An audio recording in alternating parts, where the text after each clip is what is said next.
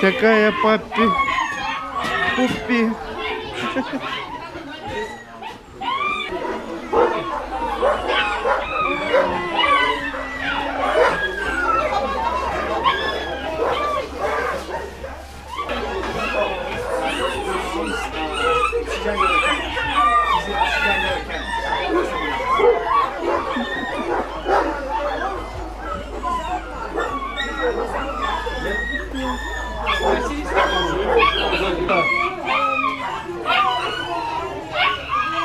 Ему холодно. А ты чего плакаешь? Ну что, вы со мной в кадре. Ну что, хорошо получилось. Да. Что такое? Что за слезки? Что за слезки? Ну. Папи. Look at me. Вы помните, что если вас фотографируют, это за день. Не, ну уже сделали фотографию.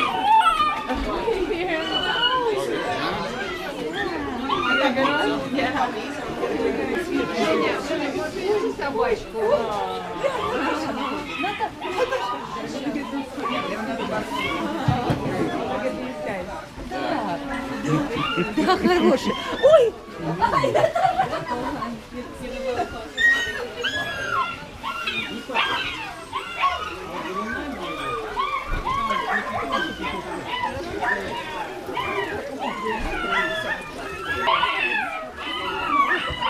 Смысл в том, что зимой они...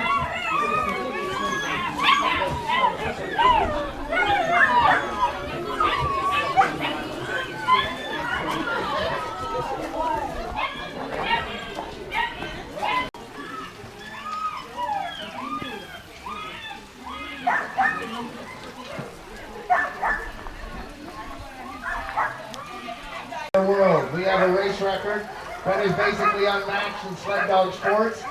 Driving what all the commotion is about. Now, if this was just for show, we could put some wheels on the sled and do a few circles around the driveway. That ATV weighs much more, so we don't want to train our dogs to pull that weight because the Iditarod is much more of a running event than it is a pulling event. So when we hit an uphill portion of the trail, I believe Alex will be driving today. He's going to hit the throttle. Jeff hasn't selected the dogs for his top team that are good at stopping on a dime. Jeff's dogs love to run, and so when you hear Alex yell whoa, then he's going to hit the brakes really hard because that's really all he can do to stop these powerful animals. I'm going to stand out of the way so you can get some pictures. Up at the front of our team this morning are our lead dogs, of course, not your speed.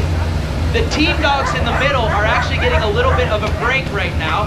They're not working as hard mentally as... You are allowed to have as many team dogs as you like. But again, that's really going to increase their power and their top speed. As the dogs disappear down the trail into the wild, every dog has its name on a magnet, and we shuffle those magnets around every day to make sure the dogs run in different positions with different teammates. That'll keep our pack nice and strong here at Husky Homestead. Summertime is puppy time at Husky Homestead, and we have all of our puppies here in the spring and early summer for a couple of very good reasons. First, I'm sure he'll be on the team again next year. Back to those puppies. Now, some of the puppies you were holding have already been weaned from their mother. The 5 little ones are almost being weaned. We did introduce them to a softened kibble a few days ago, a low zero. If they don't eat fast, their food's going to freeze and become an ice cube, and they lose their opportunity to eat it. Also, we want the dogs to eat fast at the checkpoints during the idea to train our puppies to run and pull and harness. It is instinctual for them to do so. In fact, that's what the word husky means. Husky is much more of an occupation, and it is a single breed of dog. And our dogs are fantastic at pulling the sled. Now, their third and final rite of passage is going to be between 1 and 2 years of age. During their yearling phase, we're going to introduce the puppies to the racing environment. We're going to enter their first race. But just like human athletes, a lot will be sold or traded to other kennels and other mushers. Now, we train all our puppies here for 2 or 3 years before we make those decisions. And we have trained a dog here for 3 years. Found out it didn't fit our team dynamic or Jeff's coaching style, even though it didn't meet our standards. Champion, yes. Now, the dogs will typically make a race team, whether it's here. I see a few heads nodding. That's the Siberian Husky. They might actually run and pull a sled in real life, but they're not likely to win you any races. They don't have the speed and the stamina that these Alaskan Huskies do, and that's why we call the Siberians the Victoria's Secret models of the sled dog world. Now, even though the Alaskan Husky is not a pure breed of dog, it is a very old breed of dog, and the ancestors of these dogs arrived here by crossing the Bering Land Bridge over 13,000 years ago. And let's have on right now. To brush the dogs backwards, you'll see a line, and Zig just might. And if she does, she will be a huge distraction to the boys on the team. So people took trips up from Seattle, up to Seward, and went north up to Iditarod, and people came down from Nome. And that's why we have a trail with these two Iditarod trails and others. So I'll let Jeff take it from there. All right, thank you very much. All right, folks. Before I begin, I want to assure you that if you need to step outside while I'm talking, to use the restroom or for any reason, to feel free to do that. I promise it won't interrupt me. How many of you packed long underwear in your luggage for your vacation? How many of you are wearing it? Who wishes you were wearing long underwear today? Folks, it can be cold here.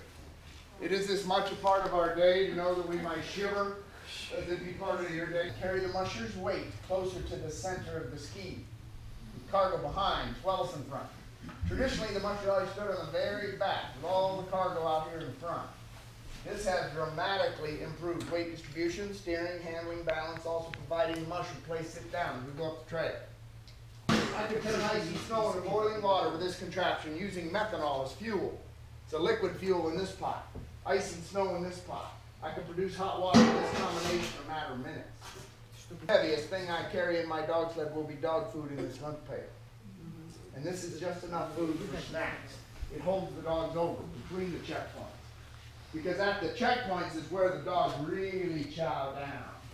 At the checkpoints, we've shipped out hundreds of pounds of fresh beef, chicken, lamb, turkey, fish, poultry fat, and commercial dry dog food. They're sliding on ice and snow, on some of the highest tech plastics in the world. The coefficient of friction is very, very low.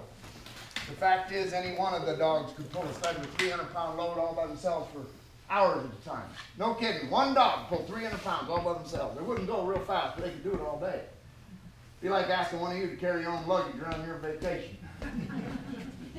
This is the outermost layer of gear that I will wear during the most severe temperatures I will encounter. And you know what? At 25 below zero and a 20-mile-an-hour wind, I don't care if you're wearing this outfit or not, the cold still creeps in. And you better be in shape enough to run alongside the sled you warmed up. Once you warm up, get back on and ride some more.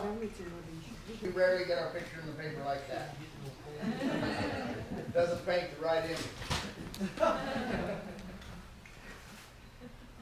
You know, to be perfectly honest, I have no idea who that is. I'm going to assume he works with me, though.